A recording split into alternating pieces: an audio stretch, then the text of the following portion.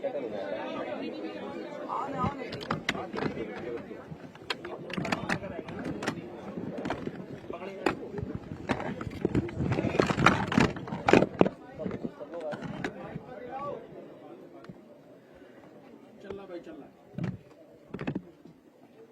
राष्ट्रीय अध्यक्ष के निर्देश पर एक प्रतिनिधिमंडल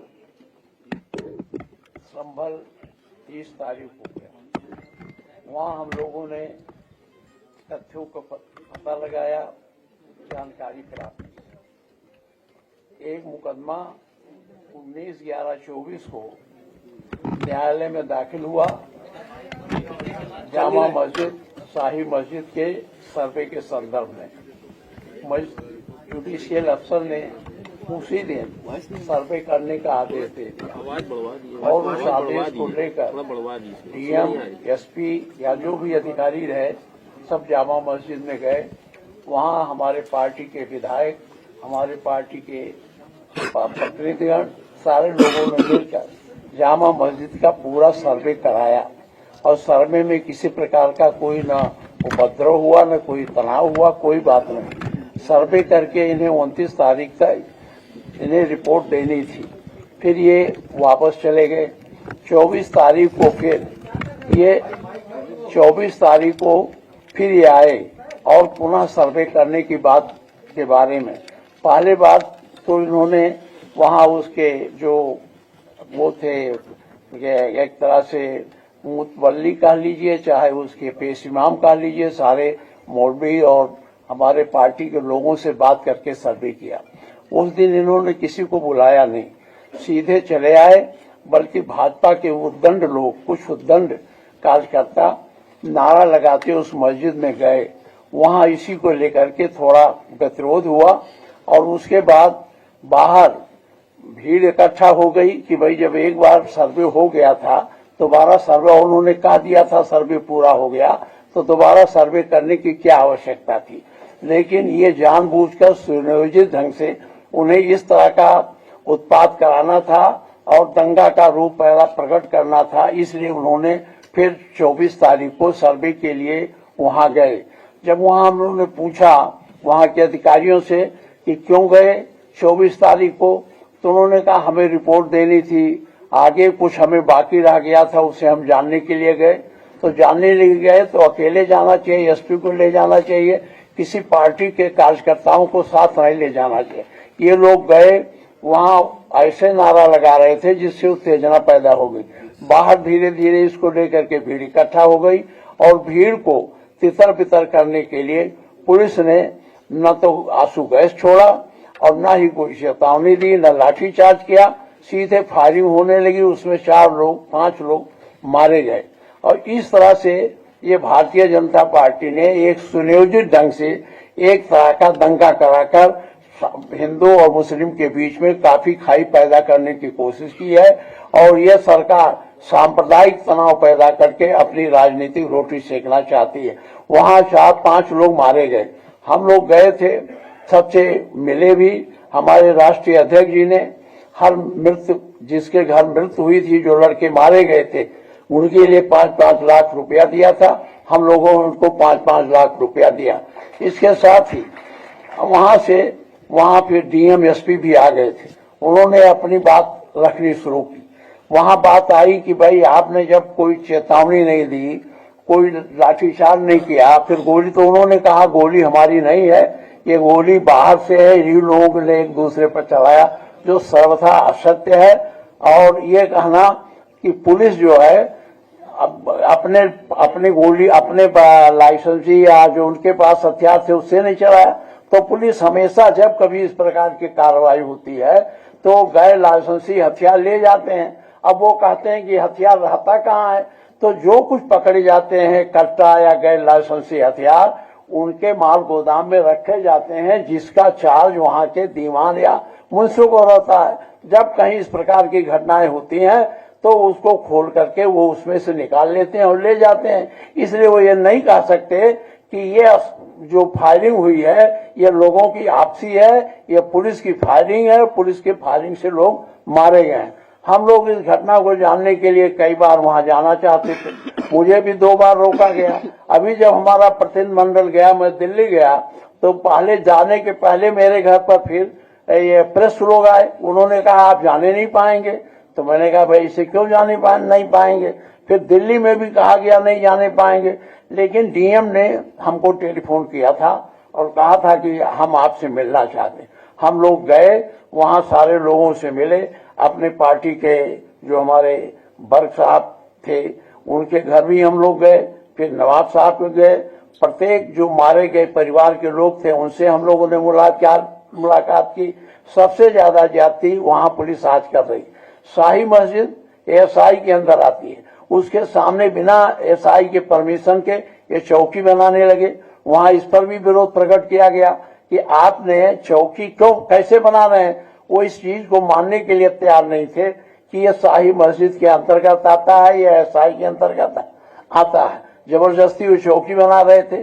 साथ ही साथ वहां जो एफआईआर हुआ, इन्होंने तो अपना एफआईआर दर्ज किया और जो लोग मारे गए उनके तरफ से कोई एफआईआर पुलिस के खिलाफ या किसी के खिलाफ दर्ज नहीं किया। इस तरह से एक सुनियोजित घटना थी और इस सुनियोजित घटना से पूरे प्रदेश में हिंदू मुस्लिम के बीच में जो समरसता थी उसको समाप्त करने का प्रयास इस भारतीय जनता पार्टी ने किया है। चलिए, मैं अध्यक्ष जी का धन्यवाद देता हूं। पूर्व अध्यक्ष विधानसभा के रहे। डेलीगेशन में जो सबसे पहले हम लोग चाहते थे कि संभल में डेलीगेशन जाए और संभल में जो कुछ हुआ है उसकी सच्चाई जनता के सामने आए। इसके लिए समाजवादी पार्टी ने दोनों सदनों के नेता प्रतिपक्ष, जिसमें सबसे पहले आदरणीय माता प्रसाद पांडे जी, लाल बिहारी यादव जी, श्यामलाल पाल समाजवादी पार्टी के प्रदेश के अध्यक्ष, सांसद हरिंदर मलिक, सांसद रुचि वीरा, सांसद इकरा हसन, सांसद जियाउर रहमान बर्क, सांसद नीरज मौर्य, पार्टी के नेता कमाल अख्तर, रविदास मेहरोत्रा जी, नवाब इकबाल महमूद साहब, पिंकी यादव, असगर अली अंसारी, जयवीर सिंह यादव, शिवचरण कश्यप से लेकर के ये तमाम साथी जाकर के संभल के लोगों से बातचीत करना चाहते थे। सरकार ने पाबंदी लगा दी। ये लोग दिल्ली से लखनऊ से जाने के लिए तैयार हुए, पुलिस प्रशासन ने उन्हें नहीं जाने दिया। जब दूसरी बार गए तो वही प्रशासन और शासन ने जाने दिया। तो ये बात समझ में नहीं आती कि आखिरकार सरकार क्या छिपाना चाहती थी जिसकी वजह से डेलीगेशन को नहीं जाने दे रहे थे। और लगातार जिस तरह की कार्रवाई हो रही है कि वहां पर लोगों के ऊपर दबाव बनाना, लोगों के ऊपर झूठे मुकदमे लगाना, बड़ी संख्या में जिनका निर्दोष लोग हैं जो उन पर झूठे मुकदमे लगाए गए। और जो कुछ ये हुआ है घटना, ये पूरी घटना सरकार ने कराई है, अधिकारियों के माध्यम से कराई है। जो घटनाक्रम है, आखिरकार इतनी जल्दी क्या थी सर्वे को लेकर के? जब आपके पास प्लेसेस ऑफ वर्शिप एक्ट है 1991, उसके तहत आप सर्वे नहीं कर सकते। लेकिन सरकार और अधिकारियों ने जानबूझ करके एक सोची समझी रणनीति और साजिश के तहत उन्होंने ये काम किया। और जिन लोगों की जान गई है, ये दंगा नहीं है, ये प्रशासन की गोली से गई है जान। गोली अगर कहीं से चली है तो प्रशासन ने चलाई है। आज भी कोई सच्चाई नहीं जानता है कि आखिरकार जिलाधिकारी या वहां के बहुत सारे वरिष्ठ अधिकारी उन पर दबाव क्या है, किस कारण ये इस तरीके का काम कर रहे हैं जो अनडेमोक्रेटिक है, अनकॉन्स्टिट्यूशनल है। जहां पर अभी भी कार्रवाई चल रही है, पार्टी के लोगों को निशाना बनाना, वहां जो लोग जेल चले गए, जब उनकी कहानी सुनने को मिलती है, इतनी अन्याय की कल्पना कोई नहीं कर सकता जो उनके साथ हुआ है। उनके शरीर पर चोट है और इतनी चोट है जिसकी हम और आप बता भी नहीं सकते हैं। पूरा शरीर काला कर दिया, बहुत पीटा है, इतना पीटा कि जान चली जाती, और उन पर दबाव बना रहे हैं कि जैसा प्रशासन चाहता है वैसे बयान दीजिए आप। जब हमारी पार्टी के विधायक और लोग गए मिलने तो उसके बाद सस्पेंशन हो गया अधिकारियों का, और सस्पेंशन भी जाति के आधार पर हुआ, और फिर बैलेंस करने के लिए फिर एक सस्पेंशन किया गया। ये कहां की सरकार है? ये भारतीय जनता पार्टी के लोग जो सरकार में बैठे हैं, ये भाईचारा के पक्ष में नहीं है, ये दरारवादी पार्टी है। भारतीय जनता पार्टी दरारवादी पार्टी है, दरारवादी पार्टी। इनके लिए इंसान के जीवन का कोई मोल नहीं है, क्योंकि उसी से वो राजनीति करना चाहते हैं, उसी से राजनीतिक लाभ लेना चाहते हैं। भाजपा के अगर काम देखें हम लोग, या पिछले इतने कार्यकाल का जो हम आकलन करें, तो ये भारतीय जनता पार्टी हृदयहीन पार्टी है। इतनी घटनाएं होने के बाद भी कोई सिंपैथी नहीं किसी के लिए, और उत्तर प्रदेश में कोई एक घटना नहीं हो रही है, लगातार होती जा रही है। जिले उठा करके देख लीजिए किस तरह की घटनाएं हो रही हैं। और तब जब ये नारा लगाते थे कि जीरो टॉलरेंस है, जीरो टॉलरेंस की सरकार है, इस सरकार में न्याय मिलना और न्याय के साथ साथ लोगों की सुनवाई हो, इस सरकार में कहीं दिखता नहीं है सुनवाई भी।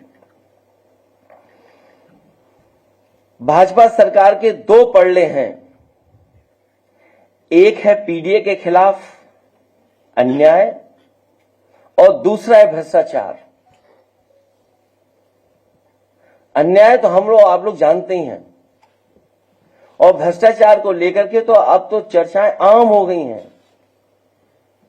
उन्हीं के अपने लोग भ्रष्टाचार के किस सीमा तक एक दूसरे पर आरोप लगा रहे हैं। ये बात तो पत्रकार साथी ज्यादा समझते होंगे, या राजनीति को जो समझते होंगे वो बेहतर समझते होंगे कि कौन किस पे आरोप लगवा रहा है भ्रष्टाचार के। लखनऊ वाले दिल्ली पर और दिल्ली वाले लखनऊ पर लगवा रहे हैं। भाजपा सरकार के दो पड़ले हैं, एक है पीडीए के खिलाफ अन्याय और दूसरा है भ्रष्टाचार। इन दोनों में कभी एक पड़ला ऊपर हो जाता है तो कभी दूसरा।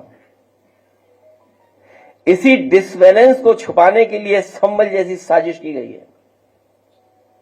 और जो इलेक्शन में लूट हुई थी कुंदरकी में, मीरापुर में, उसको छिपाने के लिए भी संभल जैसी घटना हुई है। जानबूझ कर करके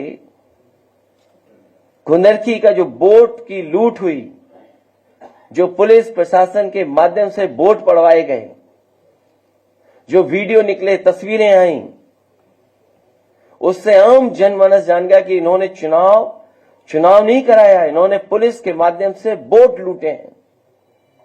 और वही सरकार कह रही है कि अगर कुंदरकी जीत सकते हैं तो मिल्कीपुर क्यों नहीं। और मैं एक बार फिर कहता हूं कि संभल की घटना नहीं थी, ये बहुत बड़ी साजिश और षड्यंत्र था। जो खोदने वाले लोग हैं वो रुकने वाले नहीं हैं। अभी हाल ही में इन्होंने आगरा में भी एक एएसआई की संरक्षित बिल्डिंग को गिराने का काम किया, और आगरा में जब जानकारी लोगों को हुई समाजवादी पार्टी ने अपने तमाम प्लेटफॉर्म पे जब बात ये उठाई तो न केवल वो प्रोटेक्टेड बिल्डिंग को रोका गया, बल्कि जो तोड़ना चाहता था उसके पीछे टीम लगा करके भेज दिया गया है। सुनने में आया वो आगरा से फरार है, लेकिन जो जानकारी मिल रही है, जानकारी है कि विक्रमादित्य और कालिदास के आसपास ही कहीं वो है। जो सोचिए, एएसआई की प्रोटेक्टेड बिल्डिंग को तोड़ रहा था ठेकेदार, वो अधिकारियों से मिलकर के कोई कारोबार बड़ा करना चाहता था, वही वहां से फरार है, लेकिन यही विक्रमादित्य मार्ग और कालिदास मार्ग के आसपास कहीं छिपा हुआ है। आप में से बेहतर जानते होंगे वो कहां छिपा होगा।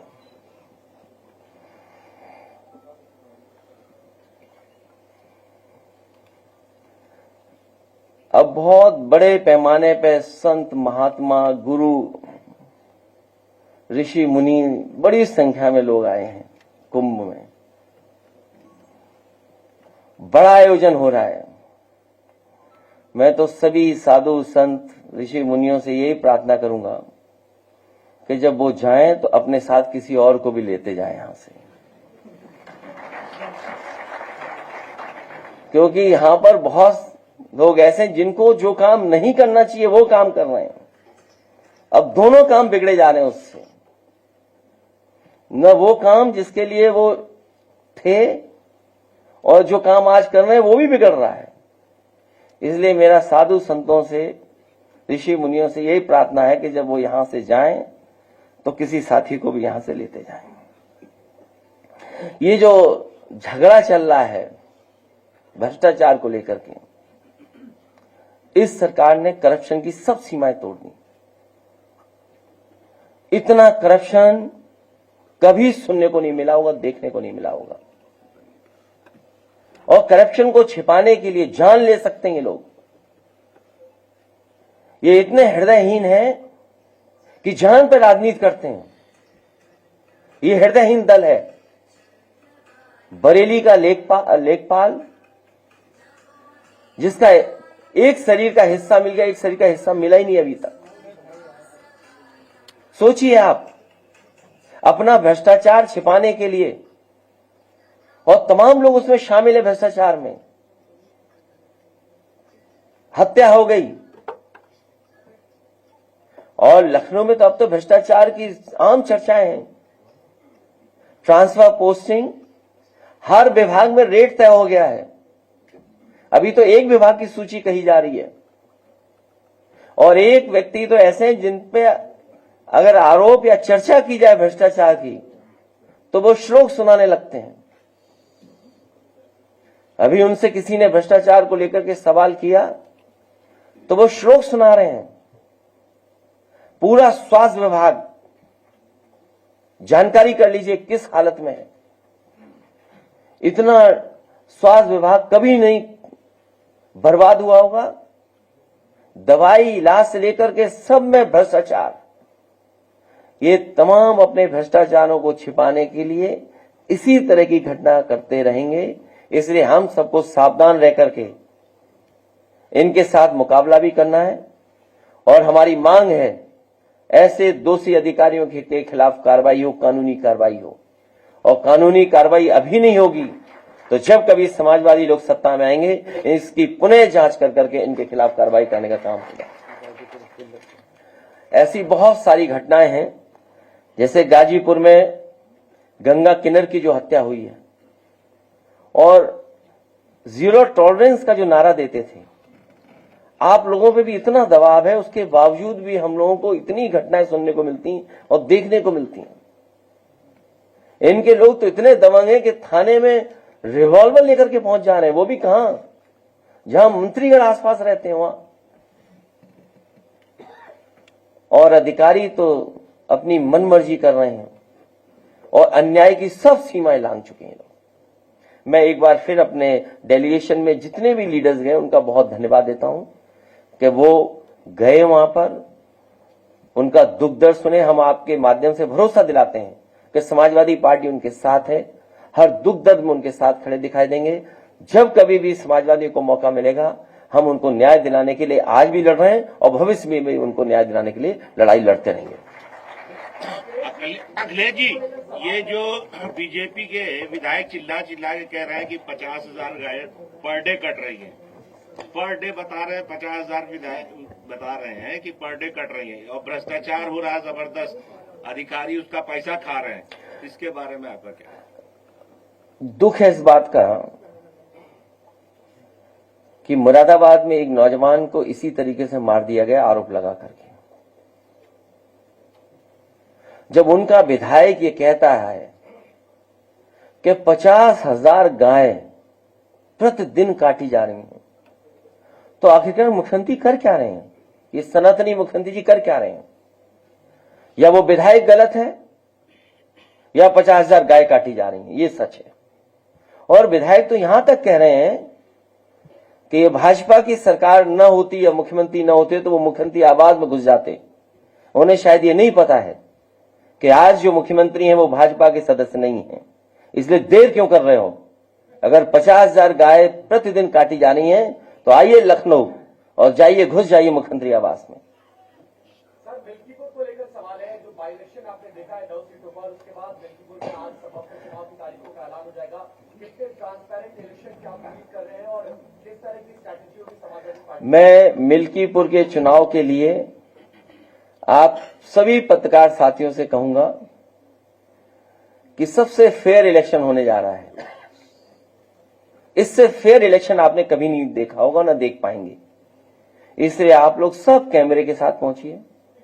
आपके साथ साथ मैं देश के पत्रकार साथियों को भी बुलाना चाहता हूं, और साथ ही साथ क्योंकि अयोध्या ऐसी धार्मिक नगरी है, वहां का चुनाव जब होगा तो न केवल देश के पत्रकार देखें बल्कि अंतर्राष्ट्रीय स्तर के भी पत्रकार आए और वो देखें कि भारत में और खासकर यूपी में कितना फेयर इलेक्शन होता है। वो अगर रहेंगे तो उन्हें एक फेयर इलेक्शन देखने को मिलेगा। अखिलेश जी, संभल में आपके 54 लोगों के ऊपर मुकदमा दर्ज हो चुका है, महिलाओं को भी गिरफ्तार किया जा रहा है, तो क्या समाजवादी पार्टी उन्हें कोई लीगल एड प्रोवाइड करेगी? उनको पूरी कानूनी मदद दी जाएगी।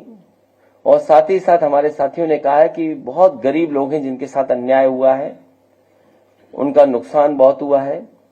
अभी जो कुछ हम लोग मदद कर सकते हैं उनकी करेंगे। अभी आपने फेडरल ऑफ वर्किंग एक्ट की बात की, उसके तहत सर्वे नहीं हो सकता। सरकार ये कह रही कि जो सर्वे हुआ वो कोर्ट के आदेश से काम होगा। हालांकि वो स्थान नहीं है कि किसी के बारे में क्या कहें। कोर्ट के बारे में टिप्पणी करना भी बड़ा मुश्किल काम होता है, लेकिन कोर्ट का काम करने का तरीका तो आप जानते ही होंगे। और दूसरे पक्ष को सुना ही नहीं गया। ये कहां का कानून है?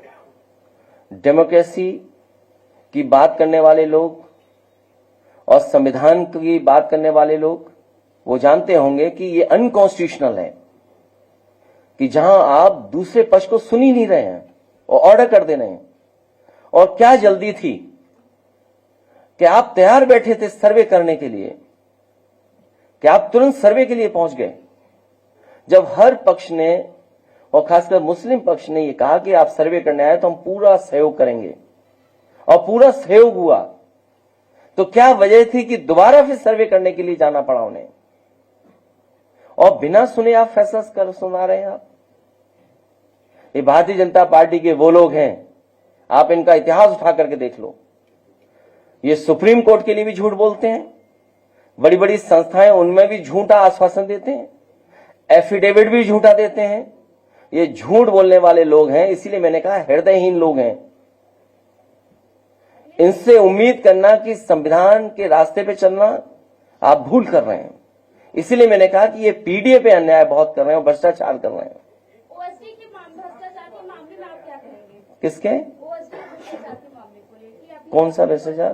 पल्लवी पटेल ने इस पे कॉन्फ्रेंस की थी कि वैसे हमारे पत्रकार जो बहन हैं केवल लखनऊ के बारे में जानती हैं।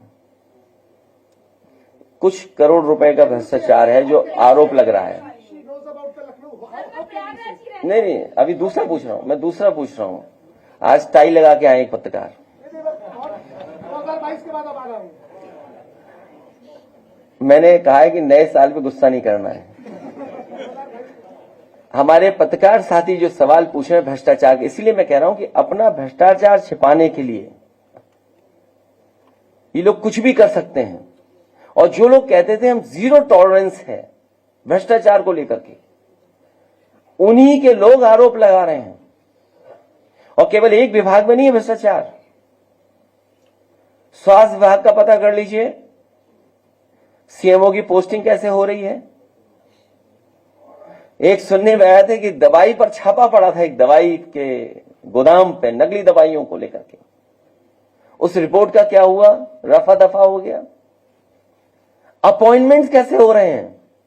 और मैं आपसे कह रहा हूं, मेडिकल के लिए, एजुकेशन के लिए, शिक्षा स्वास्थ्य विभाग का दोनों का मिला ले अगर हम, यहां से बगल में लोहिया इंस्टीट्यूट है, हमें इस बात की आपत्ति नहीं है कि किसी प्रदेश के आए और हमारे यहां नौकरी करें, कोई आपत्ति नहीं हमारे उस पर। लेकिन सवाल यह है कि एक ही इंस्टीट्यूशन के इतने लोग कैसे नौकरी पा रहे हैं। 250 लोग नौकरी पा रहे हैं, एक दो कोचिंग की है उसी इंस्टीट्यूशन से। सैफी मेडिकल यूनिवर्सिटी में, वहां पर नौकरी 2 इंस्टीट्यूशन से पा गए सब लोग। पीजीआई जो सबसे प्रीमियर और प्रेस्टिजियस है आपकी संस्था, वहां पर कितने पा गए नौकरी, पता करिए आप। और फिर एक सड़क के बारे में मैंने कई बार कहा आपसे, क्योंकि मुख्यमंत्री जी एक्सप्रेसवे क्या होता वो जानते नहीं है। मुख्यमंत्री जी एक्सप्रेसवे क्या होता है वो जानते नहीं है। और एक्सप्रेसवे को लेकर के समाजवादियों को कितना बदनाम किया गया। आप चलिए पूर्वांचल एक्सप्रेसवे पे क्या हालत है आज। और फिर जो गोरखपुर लिंक था उसके बारे में दावा था कि 2022 तक बन करके तैयार हो जाएगा। आज हम 2025 में हैं। जब 2024 में हम लोग उसकी कीमत देखते थे तो वो 6000 करोड़ की थी सड़क, 91 किलोमीटर। और आज जब 2025 में उस सड़क के बारे में जानकारी करते हैं तो वही 91 किलोमीटर 7000 करोड़ की हो गई। सोचिए आप, ये गोरख धंधा नहीं चल रहा तो क्या चल रहा है। तो ये तो है ही भ्रष्टाचार जो हो रहा है। जो गोरखपुर लिंक में हो रहा है भ्रष्टाचार, उसके बारे में भी आप जानकारी कर लेना।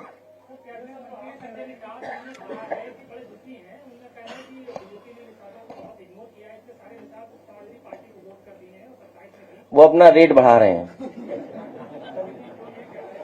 प्रियंका गांधी पे जो है विधुड़ी ने जो है कहा है, मैं जानता हूं, मेरे बगल में बैठे थे जब वो हमारे साथ थे। आज तो हमारे अध्यक्ष जी बैठे हैं, आप सब प्रेस के लोग जानते होंगे। अरे प्रियंका गांधी पे जो उसने याद है विधायक ने, वो जानबूझ के छोड़ा जाता है ऐसा नेता कि आप ध्यान हटा दें मुद्दे से। देखिए, पीक पे भ्रष्टाचार है इस सरकार में, चाहे वो दिल्ली वाली बात हो चाहे लखनऊ वाली बात हो। पीक पे महंगाई है आपकी, पीक पे बेरोजगारी है, आप कोई इन्वेस्टमेंट नहीं ला पा रहे हैं।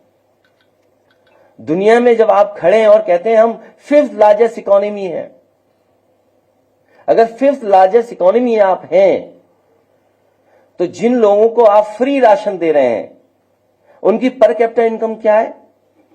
मैं अभी पत्रकार साथियों आपसे कहना चाहता हूं कि अगर आप उनके मुंह से ही निकलवा लो कि जिन लोगों को राशन दे रहे हैं उसकी पर कैपिटा इनकम क्या है, कभी भारतीय जनता पार्टी के लोग नहीं बताएंगे। तो अगर 5th लार्जेस्ट इकोनॉमी है और 3rd लार्जेस्ट इकोनॉमी बनने जा रहे हैं तो अनएम्प्लॉयमेंट क्यों है इतना, सरकारी नौकरियां क्यों नहीं मिल रही हैं, जॉब्स क्यों नहीं क्रिएट हो रहे हैं। और फिर इतने इन्वेस्टमेंट की जो बातें की गई थी बड़ी बड़ी, 40 लाख करोड़ का इन्वेस्टमेंट आएगा, कहां है इन्वेस्टमेंट। अब तो दूसरे प्रदेश के लोग इन्वेस्टमेंट मीट करने लगे हैं, आपकी इन्वेस्टमेंट मीट पुरानी हो गई, अब तो 2-2.5 साल हो गए होंगे उसको लगभग। तो 2-2.5 साल पुरानी जो आपकी इंडस्ट्रियल पॉलिसी थी उसमें जब कोई इन्वेस्टमेंट नहीं आया, जो और प्रदेश इन्वेस्टमेंट मीट कर रहे हैं, तो वो तो नई इंडस्ट्रियल पॉलिसी बना रहे होंगे, नई तरह की सुविधाएं दे रहे होंगे।